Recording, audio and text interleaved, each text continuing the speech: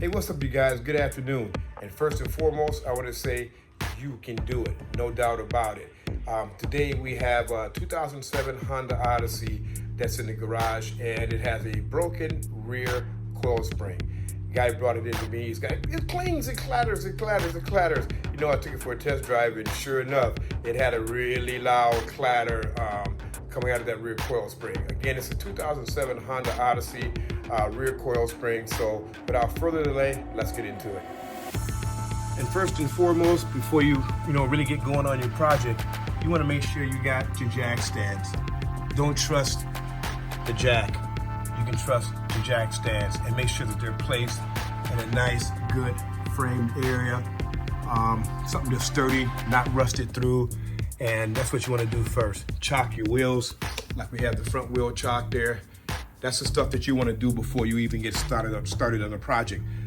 Of course, safety first. If this video is helpful to you at all, hit like, hit subscribe, ring that bell. This is Joe, Mitchell & Pev Auto Works. And now that we have the safety part of it out of the way, let's get into this project. Okay, so I do use impact gun. It helps the job go a lot faster, so I was blessed with that. I am going to use a 22 millimeter socket.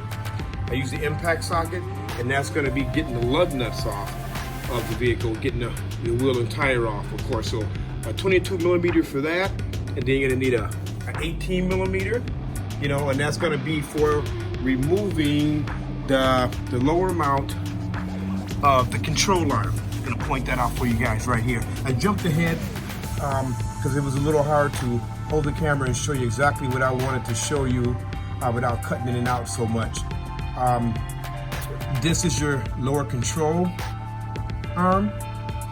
That's what it mounts to, the bottom of that knuckle there, if you will, right? And there is the coil spring. So what you're going to need to do is you're going to have to disconnect the lower shock mount, which is right here. You disconnect that, 18 millimeter, right? Back that off counterclockwise. It is a good idea if you're in the elements like we are here in Minnesota to use some penetrating oil.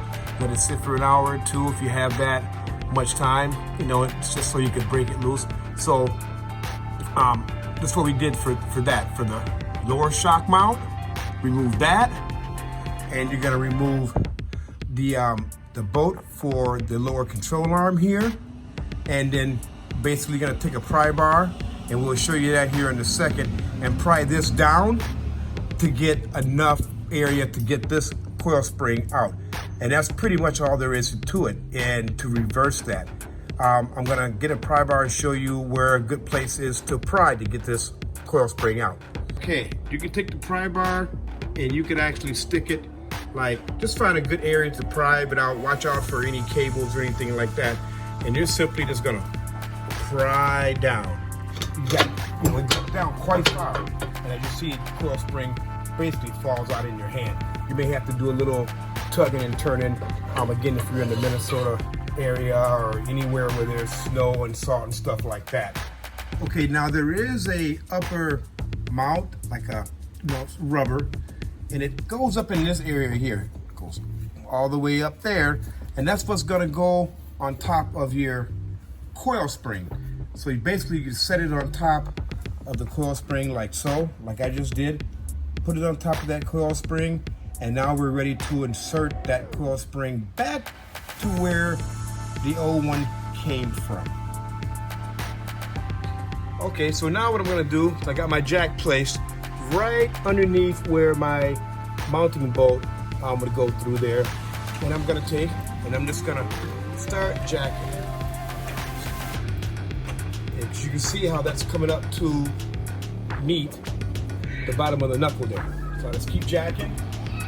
And of course you want to pay close attention that all the jack stands and everything's still in the right position, because you are putting pressure on that spring now. And the more you jack it up, the more pressure you're getting on that spring. So you want to make sure that jack is placed underneath here really nice and good. And you are going to have to do a little bit of, maneuvering with this to get it to line up with the lower control arm. And you're just going to continue to jack it up. And you may have to move your jack back and forth a little bit to get this centered with that knuckle. You know, that happens time to time. Depends on where you place your jack. But we're right in line now. I had to move the jack back and forth a little bit to get that control arm to kind of move with the jack, of course. So, jack up a little more. And you may have to go to the top, position the camera there a little bit, and actually press down on top of like your rotor area there, just to get it, just to assist it to come down. Jack a little, press down a little up here, jack a little, press down a little up here to get these two to meet. So watch this. So, yep, see? Now she's pretty much actually where I needed to be. Actually, I need to come down with the jack just a smidgen. A large screwdriver now at this point. And you just stick it in that hole there and basically just get it to line up. You may have to play with it just a bit to get those two to line up the way you can get your boat in there. Okay, now that I've got my boat to where it actually will go in, and you want this to be pretty free because you don't want to mess up the threads on that boat. Just tap it in a little bit there. Okay, so now I'm going to take my impact with the 18mm socket on the end of it, place it on there, and just run it in there, nice and snug. If you do not have an impact gun, what you're going to have, again, is 18mm socket. I prefer the 1/2-inch drive, and you're going to take a 1/2-inch drive ratchet, and you're good there. Then you're going to lower your jack. That is now in place. That spring is secure. It's not going to come out of there, and you're good to go there. Now the only thing left to do is to connect your shock mount. Okay, so here is your rear shock mount, and I have the jack positioned pretty much exactly where it was. I just moved it just a bit, and I just let the pressure off just to show you guys that that spring would stay intact. So we're gonna have this jack underneath that same area of the knuckle there, and we're gonna jack that up so that the shock is going to meet with this here stud or the mount for the shock. So basically we're gonna jack it up a little bit until we get them to meet. We gotta slide this shock onto this shock mount and bolt them up. Okay, then you're gonna take your impact and run it down. Just screw underneath here. Okay. Place my impact on there.